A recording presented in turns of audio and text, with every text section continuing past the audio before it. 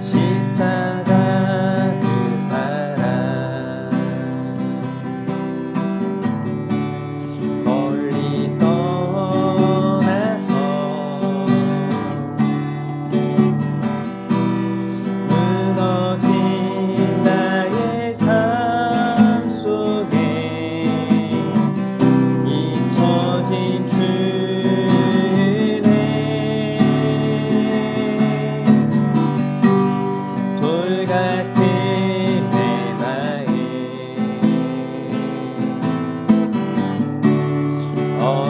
어루만진 삶 다시 일으켜 세우신 주를 사랑합니다. 주 나를 구하시고 난 붙드시니 나는 배우고 존귀한 주님의 자녀라. 주 너를 구하시고 넌 붙드시니 너는 배롭고 존귀한 주의 자녀라.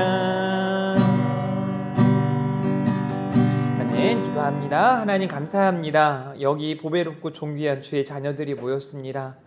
오늘 또 하나님의 말씀을 배우고 또 그 말씀을 마음에 새기고 믿음으로 하나님을 기쁘시게 하는 우리 제자반이 되게 하여 주시옵소서. 감사합니다. 예수님 이름으로 기도합니다. 아멘. 네, 오늘은 거듭난 사람이라고 하는 제목으로 국어 말씀 나누도록 하겠습니다. 우리 출석 체크를 다 같이 한번 하겠습니다. 암송 구절. 네, 같이 시작. 안 하셨나요? 다시 한번 시작.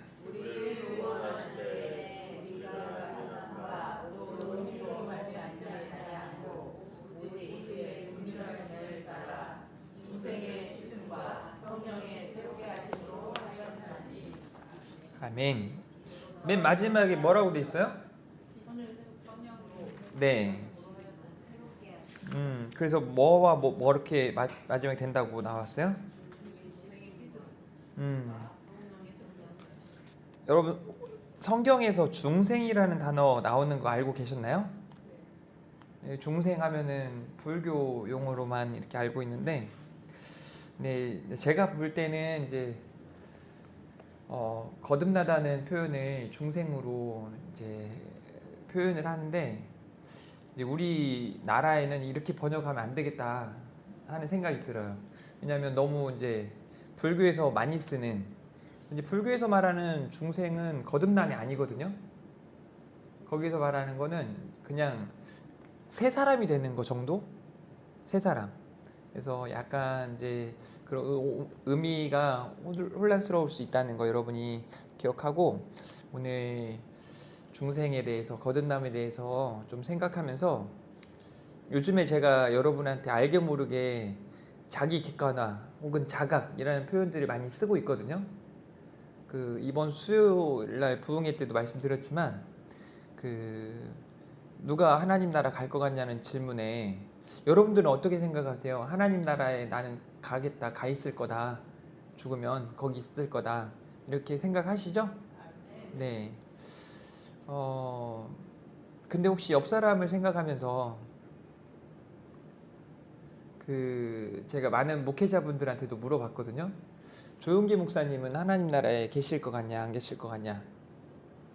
그 유튜브에는 그 지옥에 있다고 얘기해요. 유튜브에 많은 사람들이 칼빈도 지옥에 있다고 얘기하기도 하고, 심지어 어떤 사람은 사도 바울도 감옥에 있다고 감옥에 지옥에 있다고 얘기를 하는 사람이 있어요. 그래서 거의 뭐 거기 2단을 넘어서 한 7, 8단 되는 것 같아요. 그래서 테레사 수녀는 이제 우리 총신의 교리로는 테레사 수녀는 구원 못 받아요. 왜냐면 천주교에는 구원이 없다고 하거든요. 우리 은경표 목사님한테 한번 물어보세요. 그렇게 생각하는지 어떻게 생각하는지. 근데 목사님들한테 물어보니까 테레사 수녀는 그래도 하나님 나라 갔을 거라고 얘기해요. 그래서 테레사 수녀는 79%. 그리고 이제 저도 마이클 조던도 이제 크리스찬이거든요. 그래서 마이클 조던은 이제 죽으면 천국 갈 거라고 네, 대부분 얘기를 해요. 65% 마이클 조던이. 근데 자기 자신이 천국에 있을 거라는 그 확률이 87% 나왔어요. 87%. 이게 믿는 사람만이 아니고 그냥 천국과 지옥이 있다고 생각하는 사람들에게.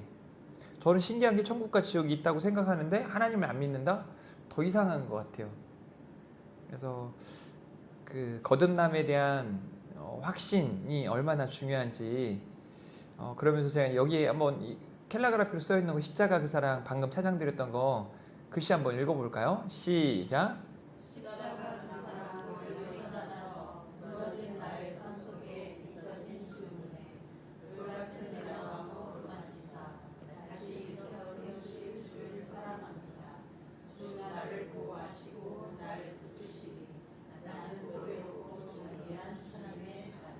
아멘.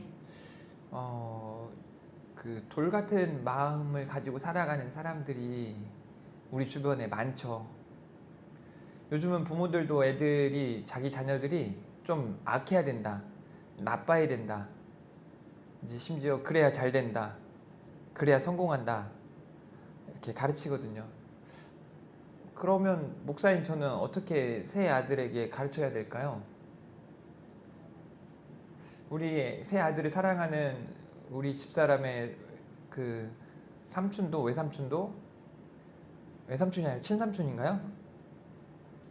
삼촌. 네, 그 삼촌도 나빠야 된대요. 애들이 좀 악해야 된다. 그래야 잘 산다. 이제 두 가지를 다 얘기하더라고요. 착하니까 가난하게 살고 나쁘니까 부자로 산다고. 근데 사실 통계적으로 좀 비슷하긴 해요. 그런 것처럼 보여져요. 그래서 크리스찬은 자녀 교육을 어떻게 해야 되는가라고 했을 때 성공하는 자녀로 키우는 게 아니라 승리하는 자녀로 키워야 돼요.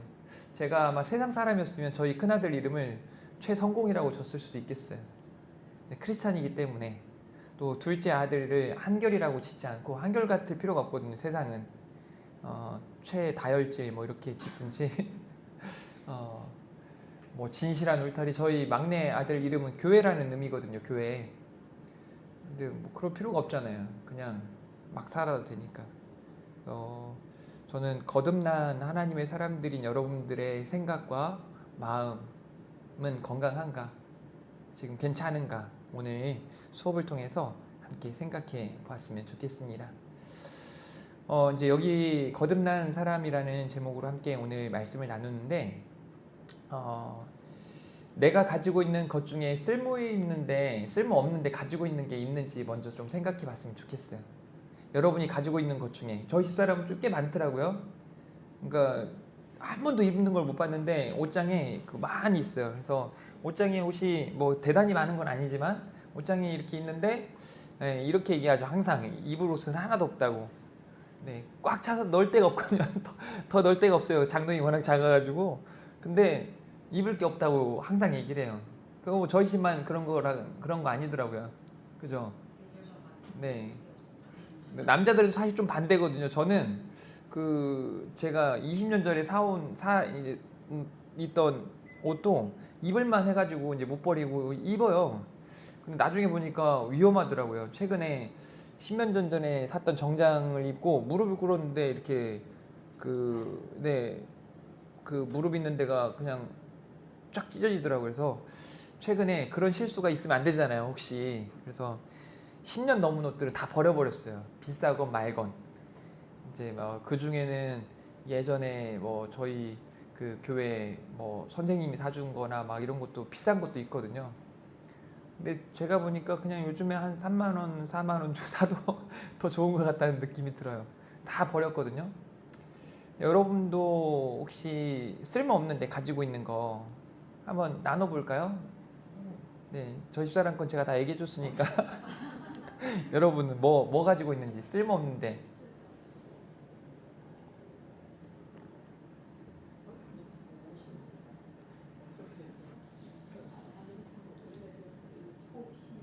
여성희 집사님 뭐 있을까요? 쓸모없는데 갖고 있는 거. 잘 버리는 편이라서 어지간한 거 같은데 네. 생각이 잘 안 날 정도로 잘 그러니까. 갖다 버리거든요. 방송실에 기타 별로 안 치는 것 같은데 쓸모없는데 어떻게 쓸모 있어서 예, 당일실에 갖다 버려도 되는데. 이제 학교에서 버리는 네. 생각이 있어요. 저희 집 교회 있다. 네, 뭐가 있어요? 예전 교회에 이제 주고등부 시절 때 이제 뭐 주부라든지 이런 거는 그걸 못 버리더라고요. 이상하게 사실 그게 있다고 해도 영적 가치가 있진 않잖아요. 근데 그거는 지금 교회에서 많이 갖다 버렸는데 걔는 지금 두고 있어요. 그냥 방송실에다가 그냥. 그리고 방송실 8mm 비디오 테이프 들어가는 카메라 그거 못 버리고 있어요. 그 진짜 그거 쓸모 없거든요.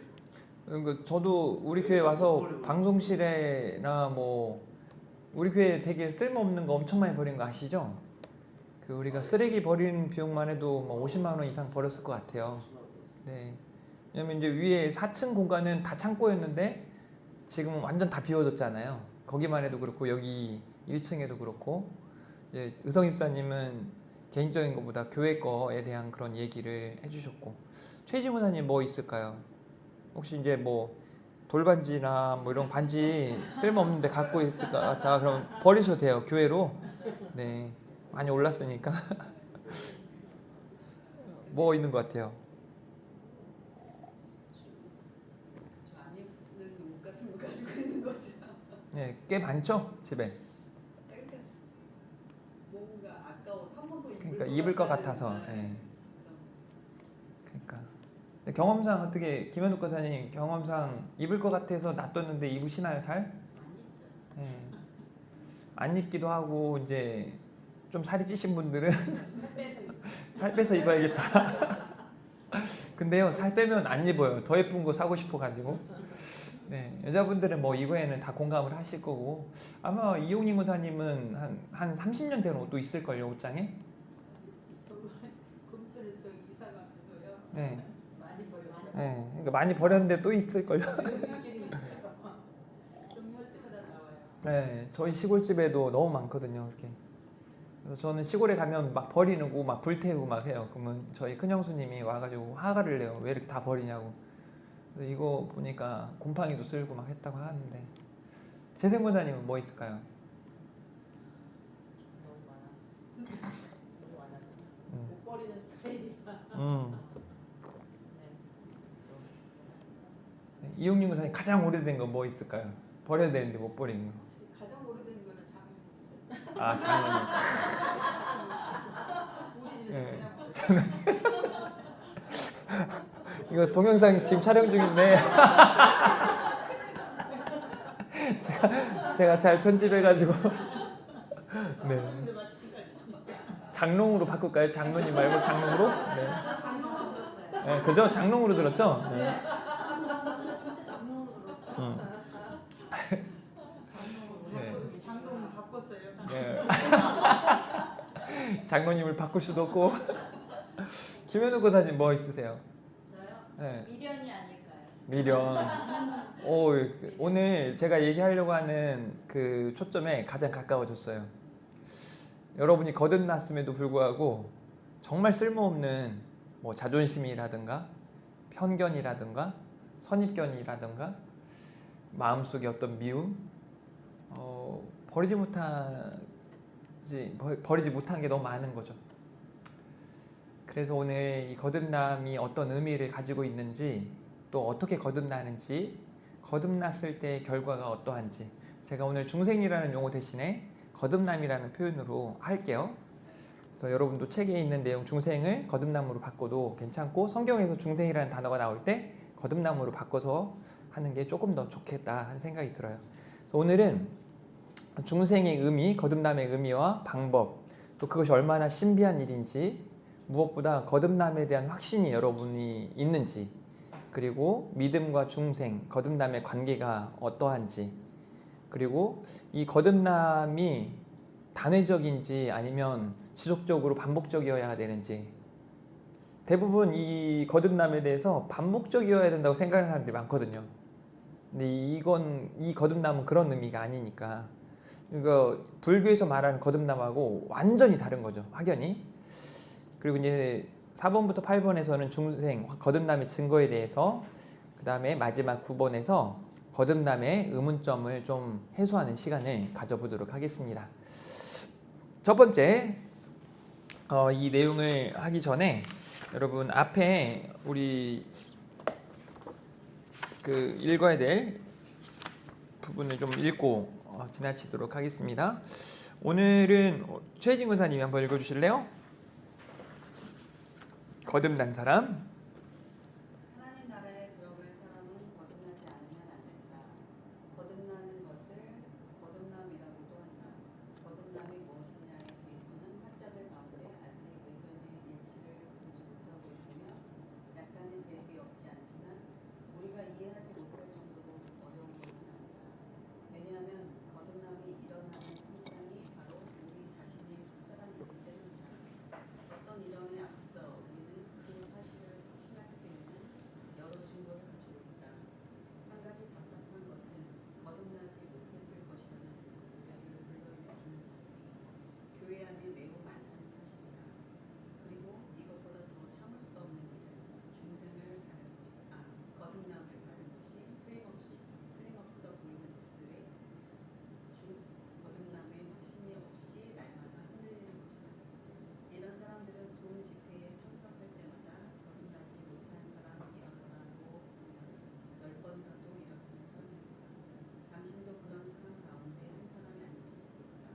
제발 그러지는 말아야 합니다. 네. 이제 뭔가 생각을 할 필요가 있겠죠?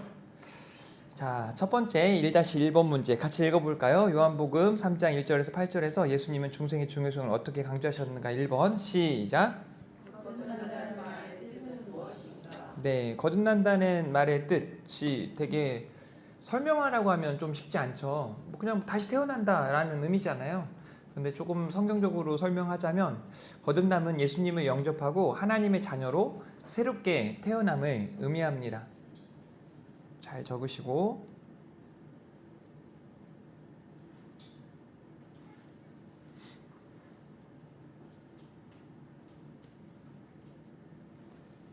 그 다음에 1-2번 니고데모가 거듭나지 못하였다는 증거를 2절에서 찾아보라. 이제 니고데모가 예수님과 대화를 하는 거 보면 참 우습잖아요.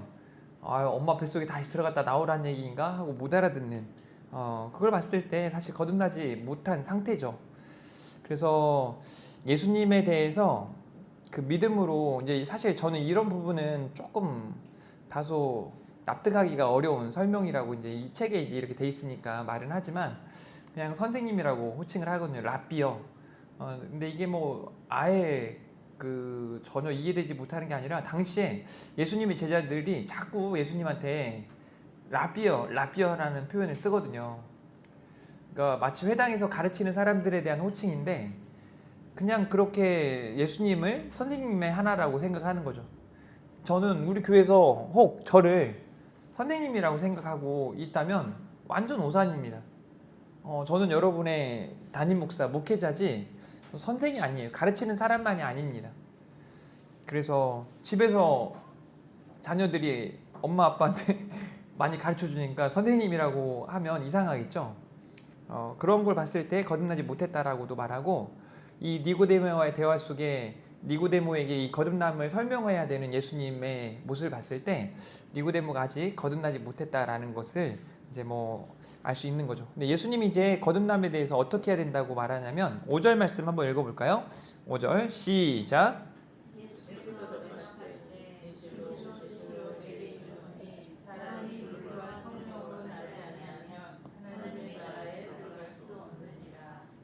네. 그러니까 물과 성령으로 거듭나야 한다. 그렇다면 여러분에게 질문해 볼 필요가 있습니다. 물과 성령으로 거듭났다는 의미가 뭡니까? 성령으로 거듭났다. 이건 뭐 알겠어요. 근데 물이 있어가지고 이게 신학자들도 힘들어해요. 설명을. 그리고 설명 자체가 안 됩니다.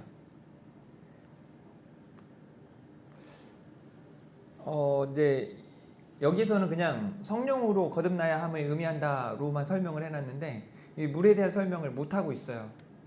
근데 우리가 이전에 세례를 배울 때 세례 요한이 어떤 세례를 말하죠? 그래서 물 세례라고 말하잖아요.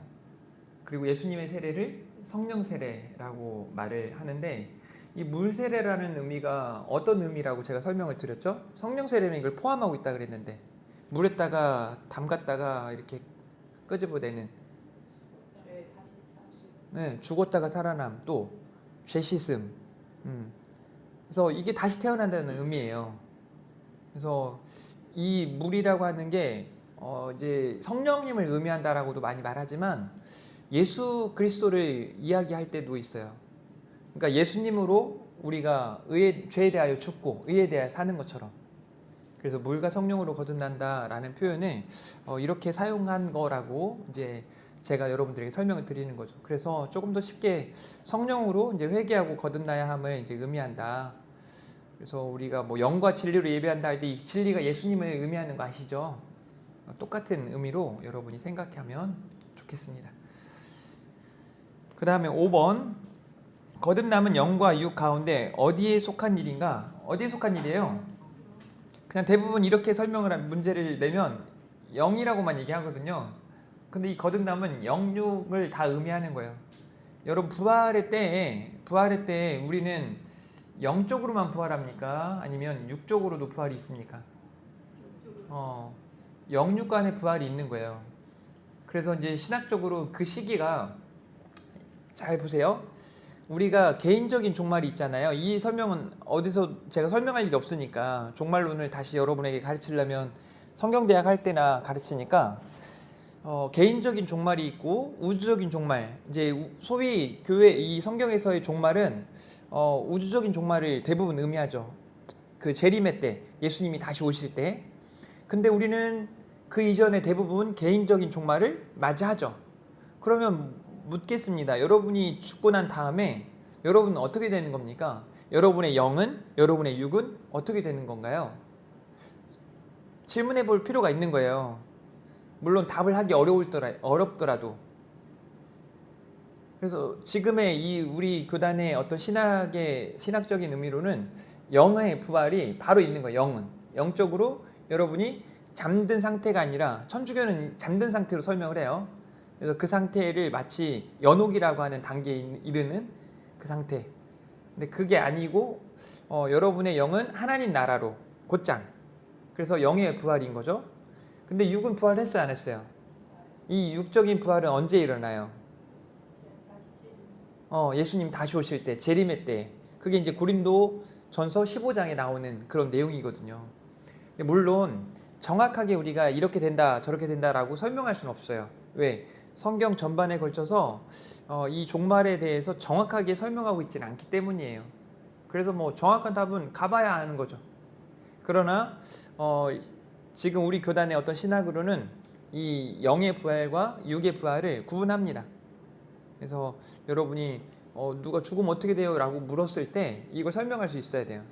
뭐 또 동물들은 어떻게 됩니까? 할 때 동물은 영적인 존재가 아니기 때문에 부활을 해요, 안 해요? 안 해요. 근데 이제 뭐 성경에 뭐 그 뭐죠? 애기들이 많이 부르는 거?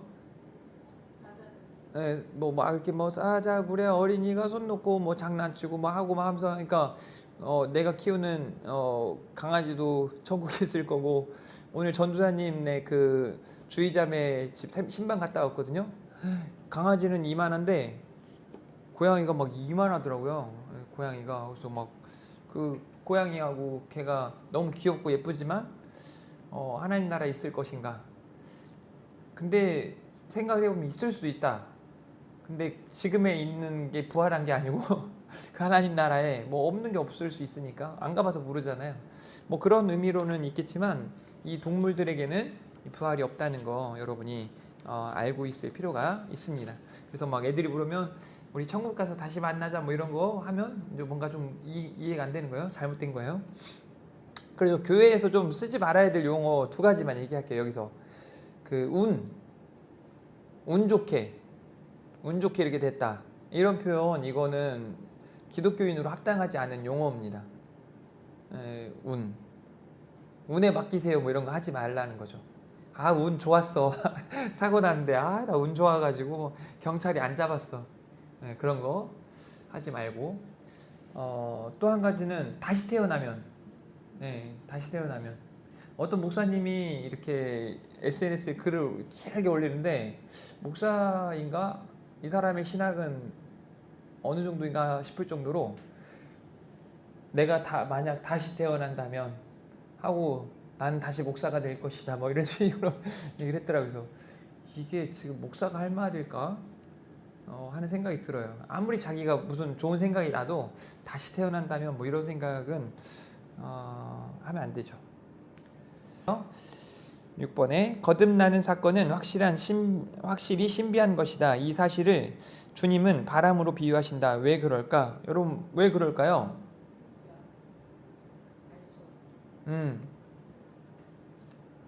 혹시 지금은 여기 바람이 부나요 안 부나요? 불어요? 네, 이것 때문에 많이 불구나. 이거 끄면은 불까요 안 불까요? 네. 공기는 계속 순환을 하죠. 잘 순환 안 하는 것처럼 보여도 어떻게든 조금씩 순환을 하죠. 뭐 예를 들어 그냥 날이 온도차만 변해도 그 따뜻한 공기는 위로 가고 차가운 공기는 아래로 가고, 그래서 겨울에 히터는 어디로 틀어야 돼요? 히터는 아래로, 에어컨은 위로. 이게 원래 상식적인 거예요.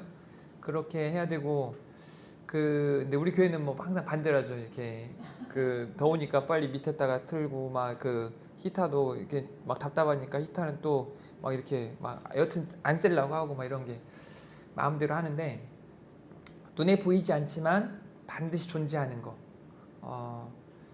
그러면서 이 영적인 일, 이 중생이라고 하는 거 저는 분명히 보고 너무 많이 경험을 했으니까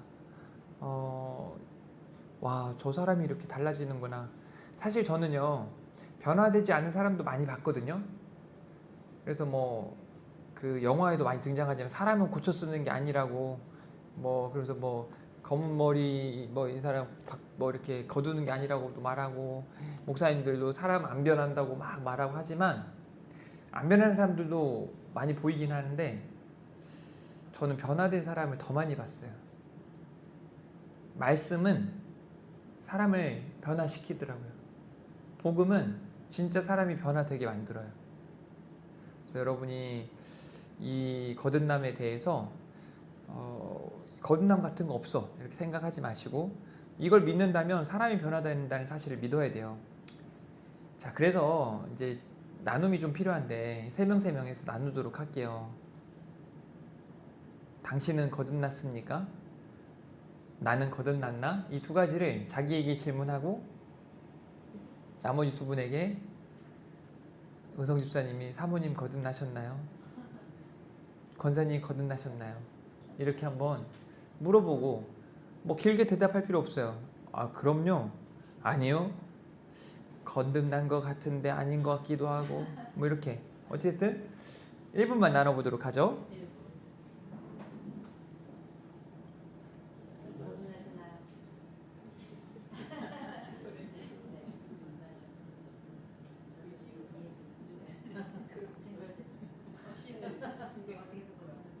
증거는 증거는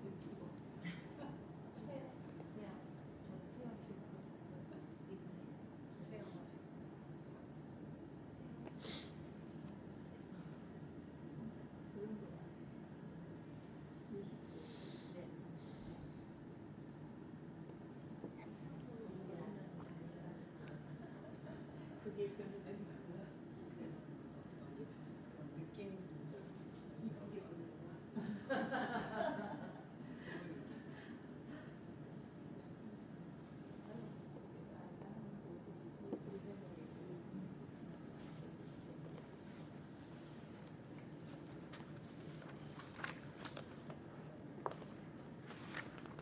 다 됐나요? 저한테 들킬까봐 조용히 얘기하시네요.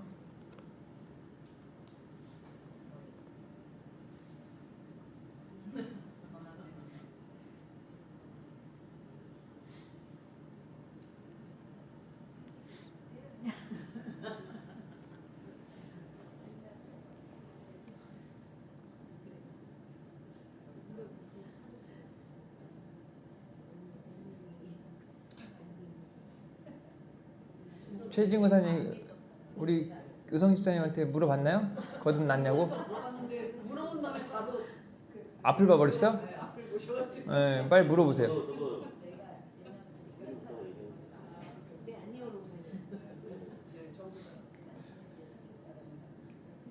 그 거듭났냐고 질문했을 때 확실하게 예스라고 답을 바로 하지 못하는 건 구원 받았습니까? 라고 말할 때 바로 예스라고 말하지 못하는 사람들, 혹은 당신은 천국에 갈 확신이 있습니까? 라고 말할 때 확신 있게 예스라고 말하지 못하는 사람들하고 같아요. 이유를 들자면 어떤 체험?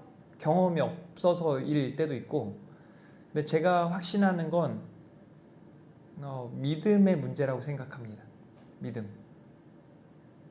근데 그 믿음, 그러니까 이런 거 있죠. 제가 여기 있는 6분한테 물어보는데 이상하게 딱 한 사람만 저는 아직 거듭났는지 모르겠어요. 정말 예수님 믿긴 하는데 모르겠어요. 구원 받았는지도 모르겠고 하나님 나라 갈지도 모르겠어요. 분명 예수님을 믿는데. 그분은 구원을 받을까요, 못 받을까요?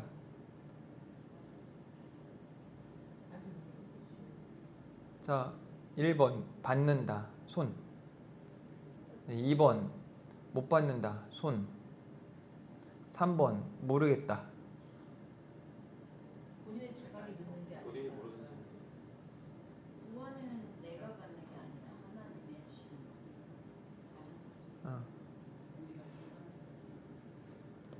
제가 이제 여러분에게 질문하는 취지는 일단은 모른다가 답이겠지만 이거예요.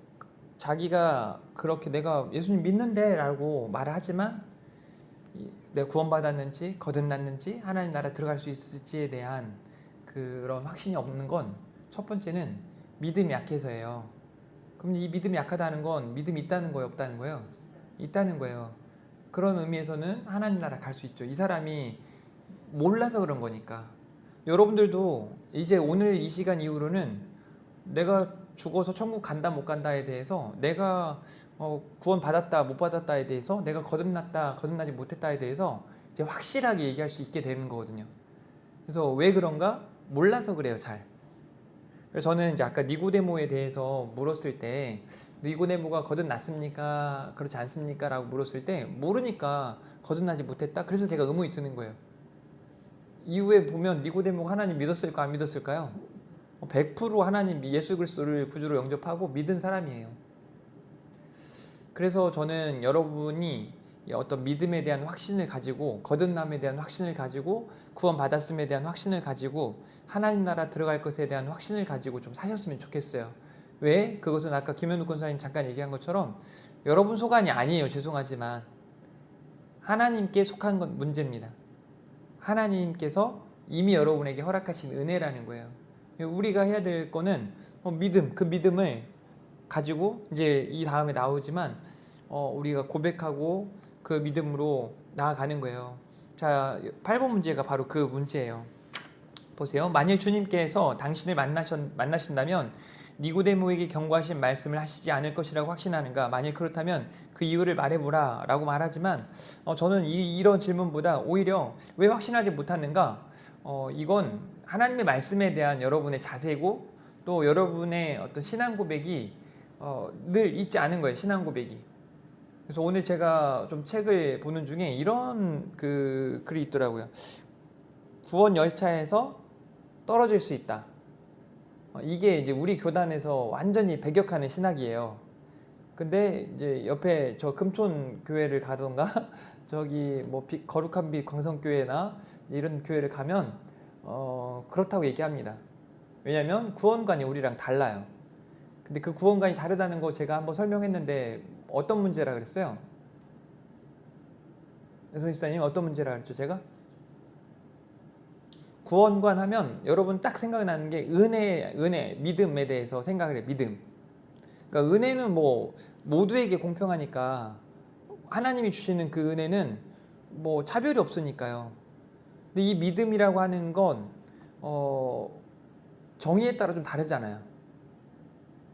성경에 분명히 믿는다고 말하지만 믿음에 파선한 사람이 나와요. 근데 그 믿음에서 파선한 사람들의 믿음을 우리 교단에서는 가짜 믿음이다. 제대로 된 믿음이 아니다. 라고 이야기를 하는 거고, 그 다른 교단, 우리의 알미니안 주의에서는 이제 대부분 그렇게 그 믿음도 믿음이었다. 그러니까 사울 왕이 하나님 믿었다 안 믿었다? 믿었다. 가룟 유다가 예수님 믿었다 안 믿었다? 믿었다. 이러고 보는 거죠. 근데 우리 교단에서는 믿었다라고 지금까지 그렇게 가르친 사람이 있어요 없어요? 그렇게 가르쳤으면 교단 신학을 잘못한 겁니다. 그렇게 안 봐요. 믿음에 대한 문제다. 다시 구원에 대해서 어떤 오해가 있는 건 믿음에 대한 정의가 다르다는 거예요. 아시겠죠? 그래서 거듭남도 마찬가지예요. 그래서 이제 이 다음 보세요. 거듭납기에 믿는다. 믿음으로 거듭난다. 이거를 되게 잘 생각해야 돼요. 그래서 이제 옛날에 제가 신학을 배울 때는 중생, 칭의라고 하는 이 단어를 같이 설명을 하거든요. 그래서 이 칭의나 중생은 단회적이다. 거듭남은 단회적이다. 이제 이걸 이야기하는데 뭐 제가 아까 말한 대로 중생이라는 설명 자체가 뭔가 오해가 많기 때문에 거듭남과 믿음은 같이 보면 돼요. 근데 이제 어떤 게 먼저인가를 이제 이 책에서 얘기하는데 사실 이제 이걸 만들 때 당시에 목사님들의 신학이 그냥 기저에 기복 신앙이 좀 깔려 있고 또 이전에 있었던 어떤 용어들, 그러니까 이때 당시에는 축복 이걸 굉장히 강조했거든요.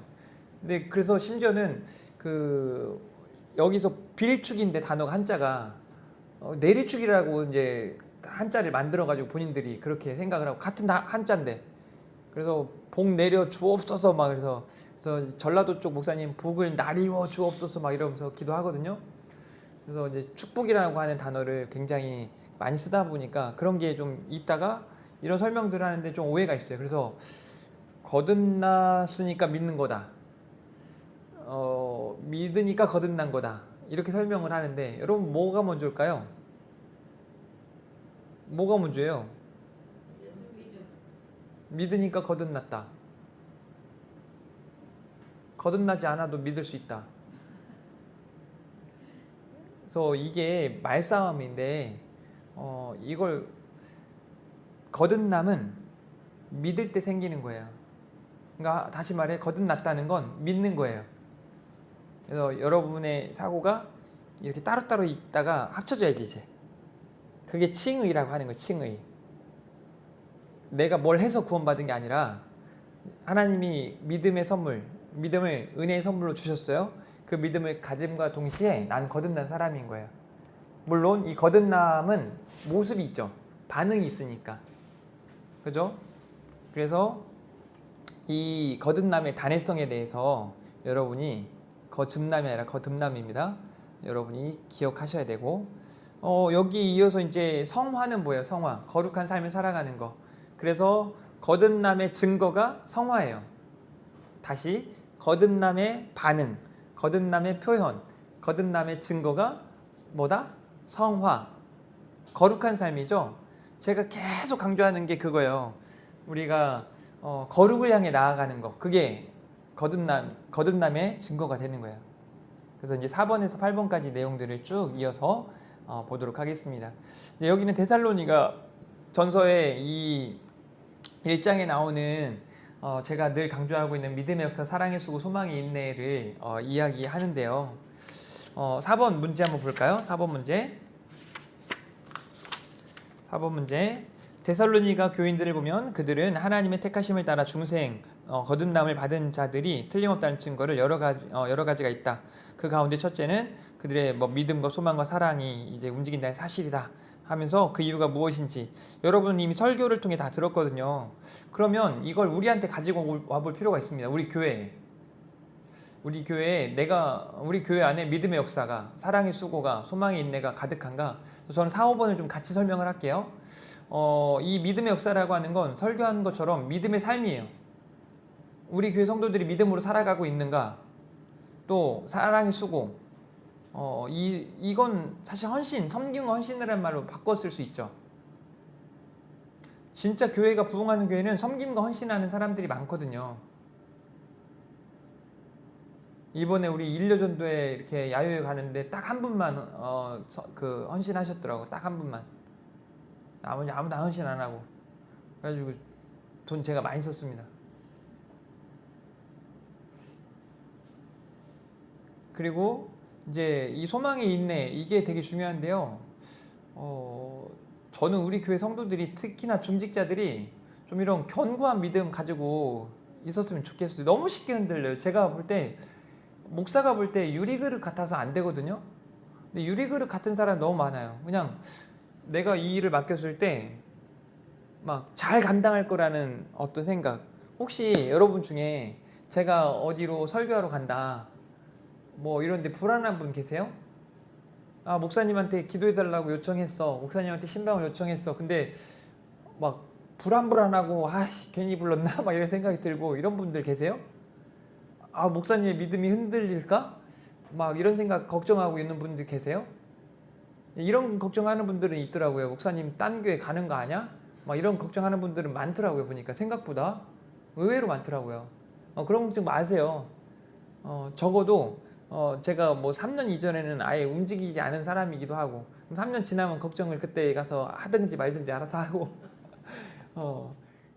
교회가 변화되지 않으면, 그러니까 제가 떠나야 될 때는 언제냐면 여러분이 잘 섰을 때.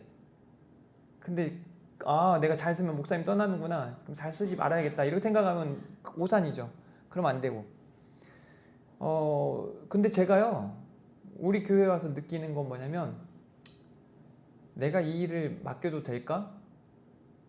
불안함이 솔직히 너무 많습니다. 잘 감당할 수 있을까?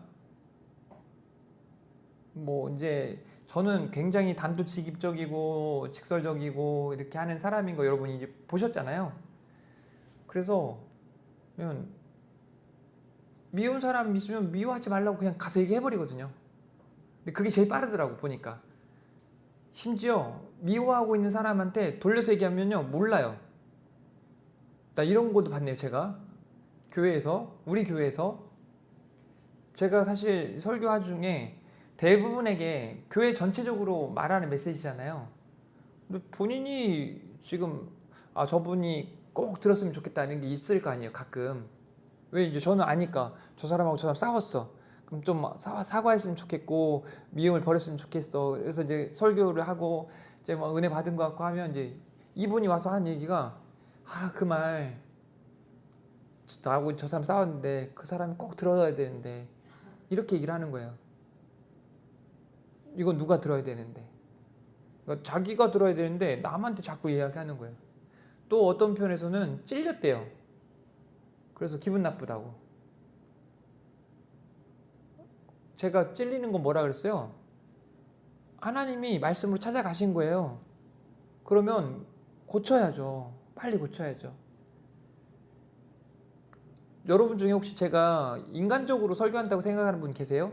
하나님 말씀 전하는데 목사님 말 잘 듣게 하려고, 목사님이 저 사람 기분 좋게 해가지고 목사님 편에 서게 하려고 하고 막 이용하려고 하고 그렇게 설교한다고 생각하는 분 계세요? 단 한 분이라도 계시면 제가 교회에 있으면 안 되거든요. 어떻게 생각하세요? 저 그렇게 설교 안 하거든요. 아까 제가 여기 마인드맵으로 된 거 설교문 드렸지만 거기에 그런 내용 하나도 없어요. 굉장히 신학적이고 굉장히 여러분한테 준비한 모습으로 서려고 애쓰고 있는데 꼭 자꾸 그런 불안함이 보여지는 건 왜 그런가? 이제 여러분한테는 미리 말씀드릴게요. 저는 믿음이 없어서 그렇다고 생각해요. 믿음이 약하다고 생각하는 게 아니고 믿음이 없어서 그렇다. 그래서 제가 요즘에 믿음을 가지라고 하는 표현과 하나님 아냐는 질문했을 때 여러분 분노하지 않았나요? 화가 나야 돼요. 여러분은 하나님 아세요? 라고 질문했을 때 예스, 난 하나님 너무 잘 알죠. 막 이건 나한테 해당하는 게 아니야, 막 이런 마음에 어떤 자부심이 있어야 되는데, 제가 설교하면서 눈빛을 다 보니까 정말 내가 하나님 잘 아나? 내가 믿음이 있나? 마귀가 자꾸 그런 마음을 준다니까요. 이 견실한 믿음 가지고 좀 살아가면 좋겠다. 자, 여러분 데살로니가 교회 성도들 뿐만 아니라 성경에 나오는 성숙한 크리스찬들은요, 6번 문제 보세요. 6번에 데살로니가 교인들이 거듭남 받은 두 번째 증거가 있다. 그것이 무엇인가? 그게 이제 본이 되었다라는 표현이거든요.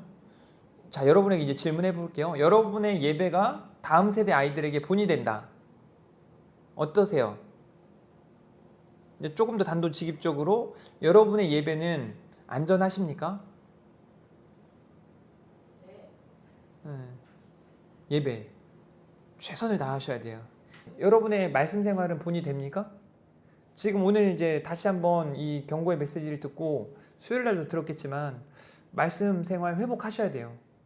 제가 요즘에 예레미야를 이제 오늘 예레미야 예가까지 봤는데 와, 정말 그 말씀에 생명이 있다는 게 분명하거든요. 말씀을 봐야 깨달음이 있고, 말씀을 봐야 변화가 되어지고, 말씀을 봐야 결단할 수 있는 거예요. 삶이 달라지고. 그래서 말씀 생활 그냥 해도 그만 안 해도 그만 이렇게 생각하지 마시고 최선을 다해서 이렇게 하시면 좋겠다. 또 이제 그 다음 얘기할 거 하나 더 있는데 뭘까요? 기도 생활. 저는 오늘 신방 가가지고 감동받았어요. 제가 우리 자녀들 위해 이렇게 아침에나 저희 사실 아들들도 알거든요. 제가 아침에 가서 이렇게 자꾸 뭐 터치하고 하는 게 그냥 하는 게 아니라 기도하는 걸 알아요. 느껴요, 애들이. 그래서 다른 때 같았으면 건들지 마 이러는데 그럴 때는 가만히 있거든요. 근데 이걸 듣고 그 주의자면 처음 신앙생활하는 분이세요. 근데 오늘 심도 있게 좀 얘기를 해보니까 와, 그렇게 빨리 말씀을 삶으로 신앙생활 이제 시작하신 분이 자기 자녀를 위해 가서 기도하고 시작했다는 거예요. 그러니까 여러분들이 기도 생활이 더 본이 돼야겠죠. 그래서 기도, 말씀 기도 이런 예배 보여지는 부분에 많이 본이 될 수 있었으면 좋겠어요. 자, 7번. 그들이 거듭남을 받은 세 번째 증거는 뭘까요? 전도예요. 복음 전하는 거. 이거 뭐 이미 다 써 있잖아요. 우리 교회에서 늘 얘기하는 예배자로, 전도자로 살아가는 거, 기도자로 살아가는 거. 자, 나눔을 한 가지 해보도록 하겠습니다. 우리 8번. 우리가 중생받았다는 사실을 단순히 예수님 믿으니까 라는 식으로 증거해서 안 된다. 실제로 생활에서 나타나는 믿음과 소망과 사랑의 삶, 다른 사람들에게 모범이 되는 것, 그리고 예수 그리스도를 어디서나 전하는 것 같은 실제적인 증거를 가지고 말해야 된다. 당신은 어떠한가? 제가 이미 질문했고 여러분이 뭐 충분히 이 부분들을 고민하고 있다고 저는 생각을 하기 때문에 나눔을 이제 대신하도록 하고, 자, 마지막 9번 문제 한번 같이 읽어봅니다. 9번 시작.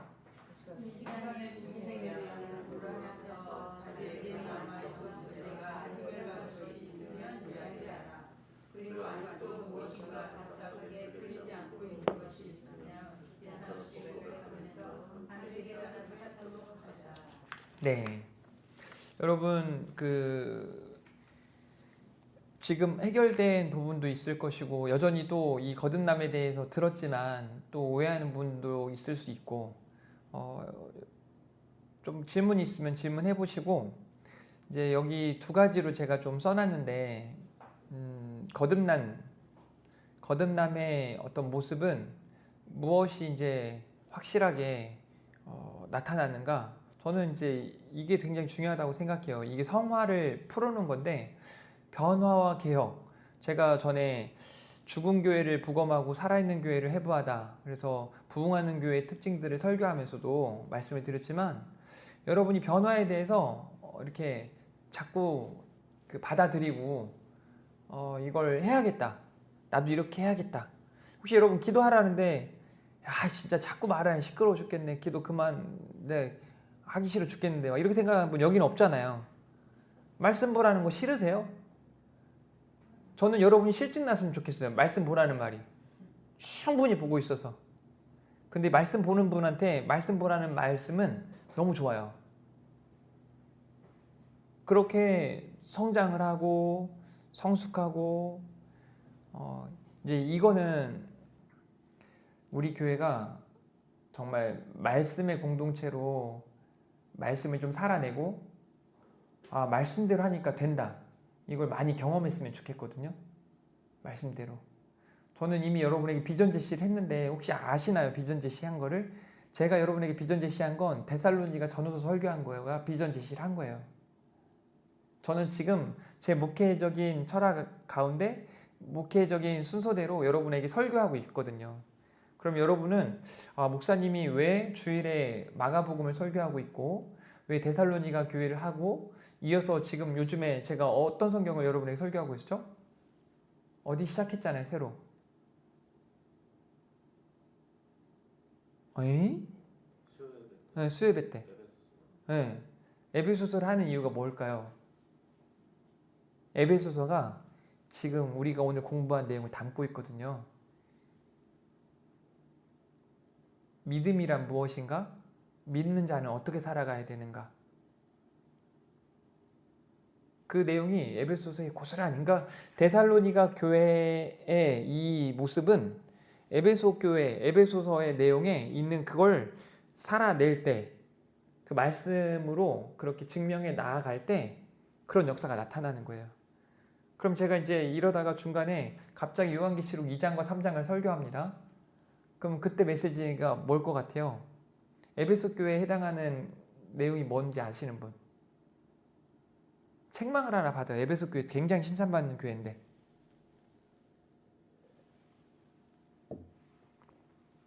아마 이제 제가 내년 초에 이제 말씀 사경회 할 때 할 것 같은데 첫사랑이에요. 아마 그때 여러분 눈물이 좀 많이 날 것 같습니다. 그걸 회복해야 되는데. 제가 정말 깜짝 놀란 건 저도 거듭남에 대한 고민을 제 스스로 하다가 만달란트 빚진 자 이런 마음을 다시 한번 가졌거든요. 막 그 목사가 스트레스를 많이 받아요. 이유는 성도님들 때문이에요. 막 잘하는 분들 때문에 위로를 받기도 하지만 도대체 왜 그럴까 하는 분들이 너무 많거든요. 근데 딱 한마디로 하나님이 저한테 그걸 해소시켜 주더라고요. 만달란트 빚진 자. 제가 이걸 준비하고 자전거 타고 이렇게 오는 길에 그걸 딱 느끼고 기분이 너무 막 좋아지는 거예요. 마음이. 제가 지금 여러분에게 그 좀 기분 나쁜 마음으로 이렇게 가르쳐 드린 게 아니고 너무 좋아요. 제가 마음이.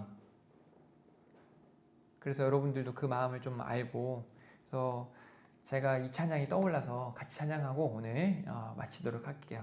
질문 있으신 분 질문하시고, 네, 없으시면 같이 찬양하고 마치도록 하겠습니다.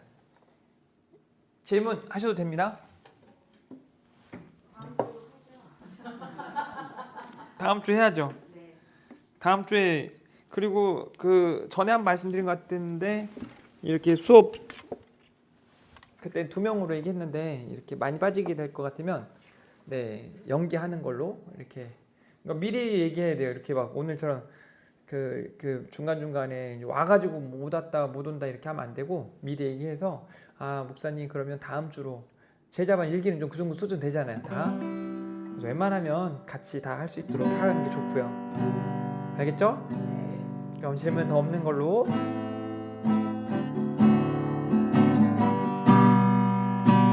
내 영혼이 코드가 틀리나요? 높구나. 내 영혼이 중한 죄지 벗고 보니 슬픔 많은 이 세상도 천국으로 가도다. 할렐루야 찬양하세. 내 모든 죄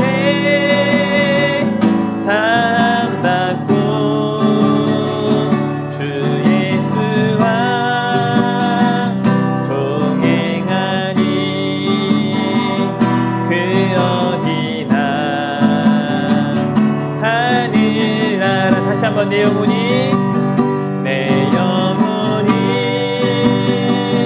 은총 입어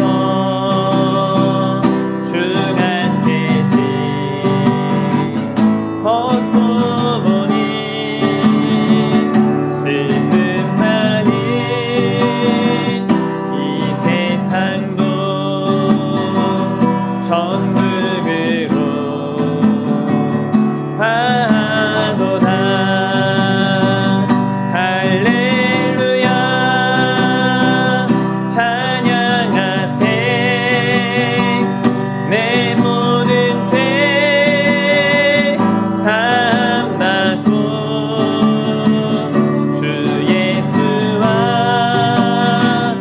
함께하니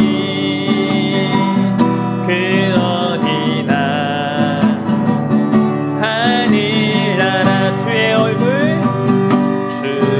얼굴 뵙기 전에 멀리 뵈던 하늘나라